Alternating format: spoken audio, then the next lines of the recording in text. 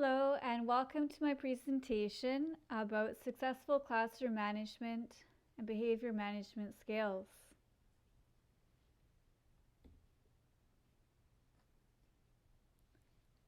I'm Rachel Graff. I'm a teacher from Toronto. I've experienced teaching in various K-12 settings. I have some experience working with children and adults with autism spectrum disorder.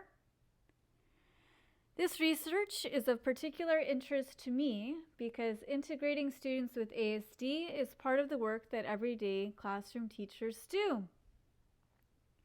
We as classroom teachers need strategies and tools to manage the classroom and to manage behavior simultaneously or at the same time. What is a behavior scale? Well, it's an effective classroom management tool. It's recommended for K-12 classroom settings. It's a visual support tool that can be used to stop problematic behavior from escalating. It can be implemented quickly and safely in any classroom. It's a tool that highlights acceptable and unacceptable behavior and can help to keep everyone on track to reach their learning goals in the classroom.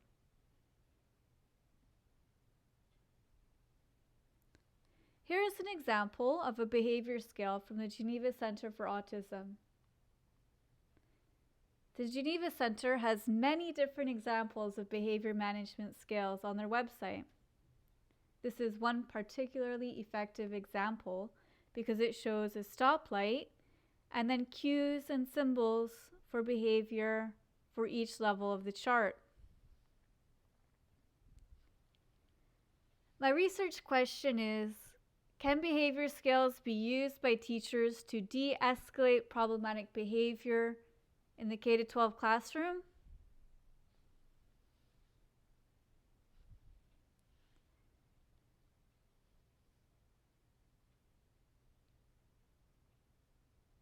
How exactly can teachers use the behavior scale in the classroom?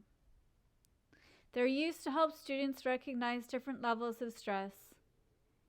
An effective behavior scale includes a visual display of emotions beside each color on a stoplight or chart. It helps students with ASD in particular recognize what each stage of the scale means, as well as what it looks like, sounds like, and feels like.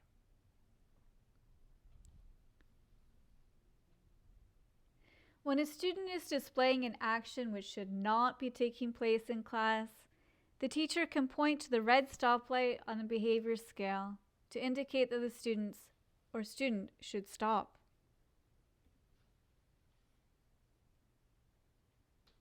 The students will know to stop the action and that specific consequences will begin if that particular behavior continues in the classroom.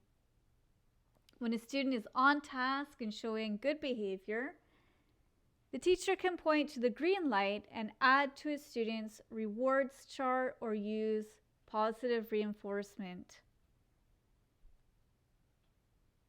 A tool like the behavior scale can help teachers confidently manage the classroom and create a positive classroom environment.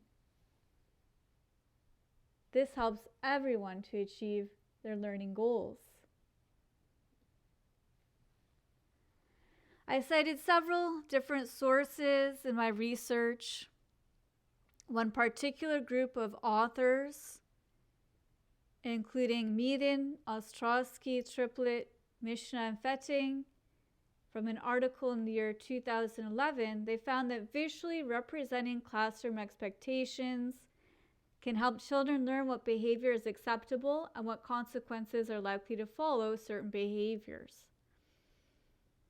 This tool can certainly help with challenging behavior, stop it from escalating, and it can help students to find strategies to de-escalate and return to on-task behavior very quickly.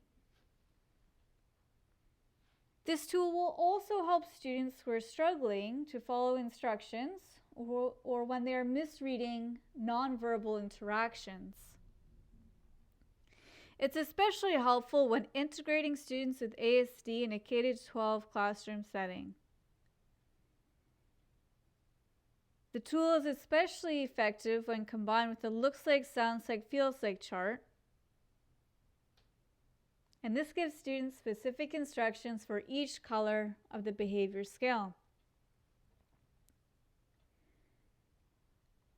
According to the American Psychiatric Association, one of the key characteristics of students with ASD is not being able to recognize social cues. There are also significant communication deficits.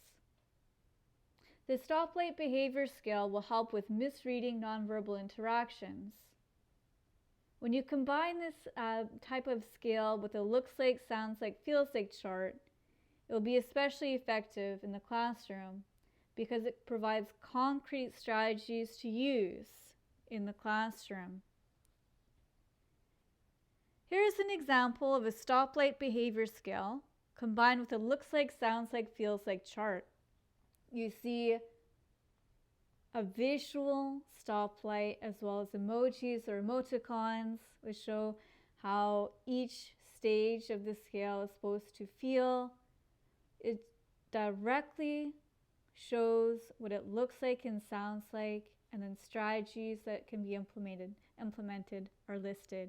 For example, at the green light stage, it looks like students are smiling, happy, working quietly, sitting properly, and learning. And strategies that can be implemented include a rewards chart, thumbs up, checking in with the teacher, or asking what's next. In conclusion, teachers should use visual behavior skills in the classroom. These can help children learn what behavior is acceptable, what behavior is unacceptable, and what consequences are likely to follow.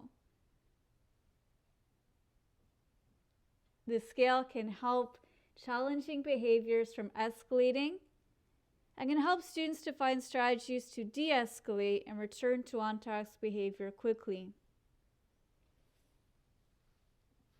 For more resources about behavior skills and about ASD in general, a great link is autism.net and the Geneva Center for Autism.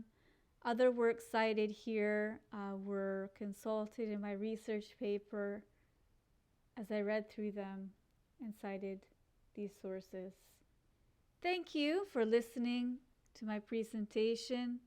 Enjoy the rest of your day.